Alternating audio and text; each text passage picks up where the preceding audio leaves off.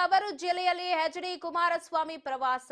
ಇಂದು H D. Kumaraswamy Mysuru ಜಿಲ್ಲಾ ಪ್ರವಾಸವನ್ನ ಕೈಗೊಳ್ಳಲಿದ್ದು H D. Kumaraswamy ಅಧ್ಯಕ್ಷತೆಯಲ್ಲಿ ಸಭೆಯನ್ನ ದಿಶಾ ನಡೆಸುತ್ತಾರೆ. ಮೈಸೂರಿನ ಜಿಲ್ಲಾ ಪಂಚಾಯತ್ ಸಭಾಂಗಣದಲ್ಲಿ ನಡೆಯುವ ಸಭೆ ಕೆಲವೇ ಕ್ಷಣಗಳಲ್ಲಿ ಈ ಸಭೆ ನಡೆಯುತ್ತೆ. ಸಂಸದರಾದ ಬಳಿಕ ಮೊದಲ ಬಾರಿಗೆ ಮೈಸೂರಿನಲ್ಲಿ ದಿಶಾ ಸಭೆ ನಡೆಸ್ತಾ ಇದ್ದಾರೆ ಎಚ್.ಡಿ.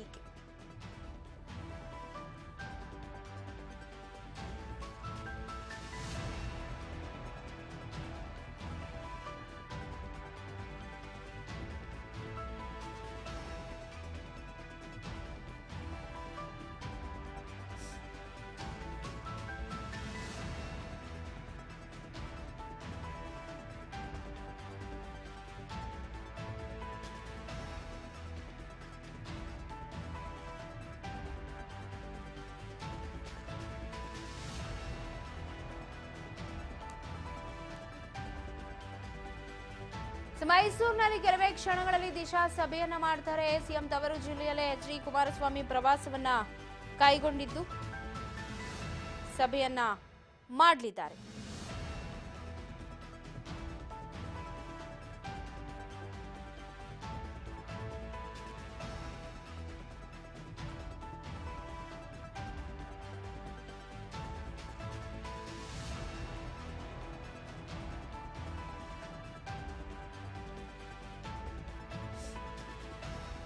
ದಿಶಾ ಸಭೆಯನ್ನ ಕರೆದಿರೋದು ಕೆಲವೇ ಕ್ಷಣಗಳಲ್ಲಿ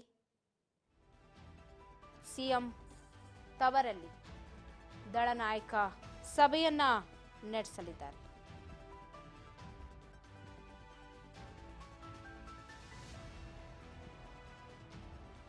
ಎಚ್.ಡಿ. ಕುಮಾರಸ್ವಾಮಿ ಮೈಸೂರು ಜಿಲ್ಲಾ ಪ್ರವಾಸ. ಸಂಸದರಾದ ನಂತರ ಮೊದಲ ಬಾರಿಗೆ ಸಭೆಯನ್ನು ಮಾಡ್ತಿರೋದು ಮೈಸೂರಿನ ಜಿಲ್ಲಾ ಪಂಚಾಯತಿ ಸಭಾಂಗಣದಲ್ಲಿ ಸಭೆಯನ್ನ ನಡೆಸ್ತಾರೆ. ಸಾಮಾನ್ಯ ಸಭೆ, ವಿಶೇಷ ಸಭೆ ಅಂತ ಎರಡು ಸಭೆಗಳನ್ನ ಮಾಡ್ತಾರೆ.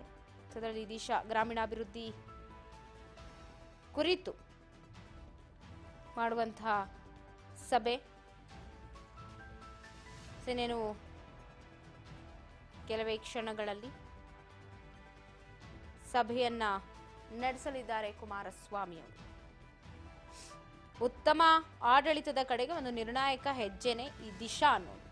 ಅದರ ಮೂಲಕ ನಾವೇನು ಮಾಡಬಹುದು ಅಂತ, ಉತ್ತಮ ಹೆಜ್ಜೆಯನ್ನ ಇಡೋ ಮೂಲಕ ನಾವೇನೆಲ್ಲ ಮಾಡಬಹುದು ಅನ್ನೋದು ಈ ಒಂದು ಸಮಿತಿ, ಈ ಸಭೆಯ ಒಂದು ಉದ್ದೇಶ ಅಂತಾನೆ ಹೇಳ್ಬೋದು.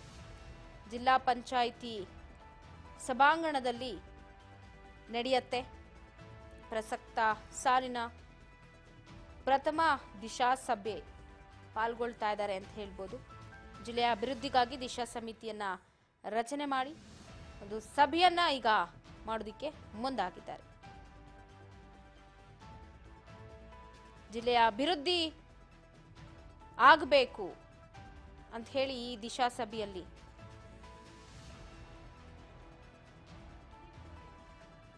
ಮಾತನಾಡ್ತಾರೆ.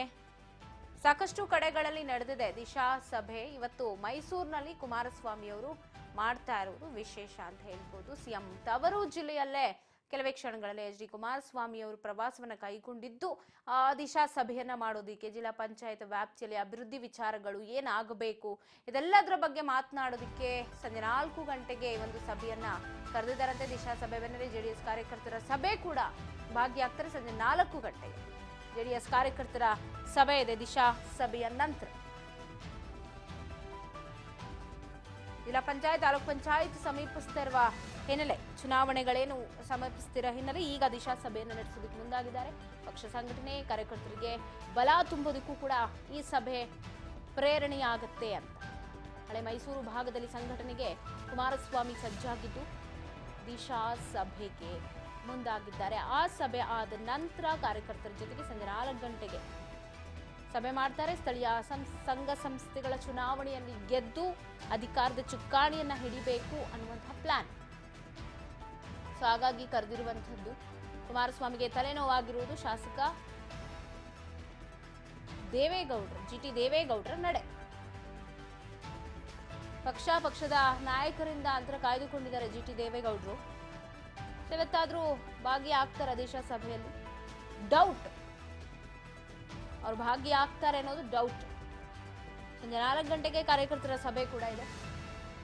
ಅಲ್ಲಿ ಮುಂದಿನ ಸ್ಥಳೀಯ ಚುನಾವಣೆಗೇನು ರೂಪುರೇಷೆ, ಪ್ಲಾನ್ಗಳು ಏನು, ಅಧಿಕಾರದ ಗದ್ದುಗೆಯನ್ನು ಹಿಡಿಬೇಕಂದ್ರೆ ನಾವೇನು ಮಾಡಬೇಕು, ಅದೆಲ್ಲದ್ರ ಬಗ್ಗೆ ಕೂಡ ಮಾತುಕತೆಯನ್ನು ನಡೆಸ್ತಾರೆ ಕಾರ್ಯಕರ್ತರ ಜೊತೆಗೆ ಅವ್ರಿಗೆ ತಲೆನೋವಾಗಿರೋದು, ದೊಡ್ಡ ಕಗ್ಗಂಟಾಗಿರೋದು GT ದೇವೇಗೌಡ್ರೆ.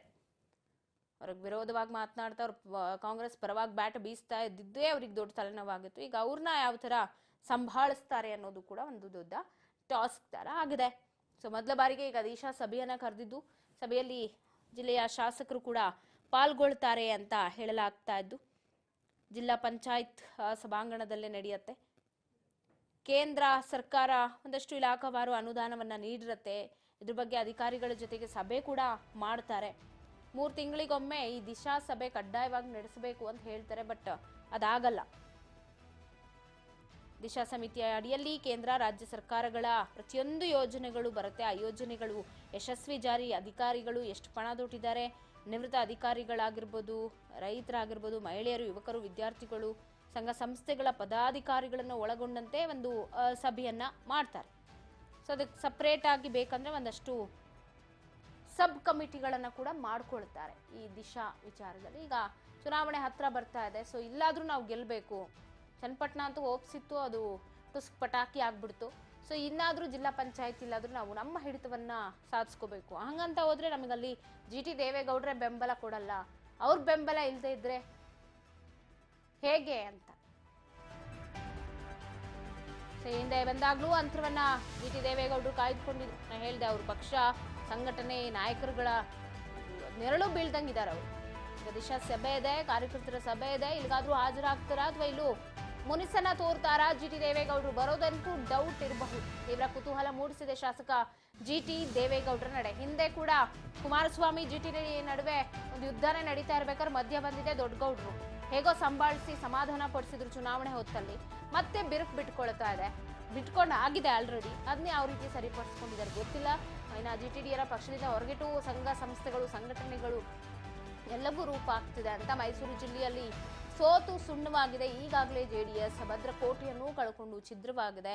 ಈಗಿರೋದು ಸ್ಥಳೀಯ ಚುನಾವಣೆಗಳು. ಅದನ್ನು ಕೈತಪ್ಪು ಹೋದ್ರೆ ನಮ್ಮ ಹಿಡಿತ ಏನೂ ಇರಲ್ಲ ಅನ್ನೋದೊಂದು ಇದೆ. ಸೊ ನೋಡೋಣ, ದೇವೇಗೌಡರು ಬರ್ತಾರಾ, ಇವತ್ತಿನ ಸಭೆಗೆ ಹಾಜರಾಗ್ತಾರಾ, ಏನು ಎತ್ತ ಅನ್ನೋದು. ಸಂಜೆ 4 ಗಂಟೆ ಬಳಿಕ ಒಂದು ಕಾರ್ಯಕರ್ತರ ಸಭೆ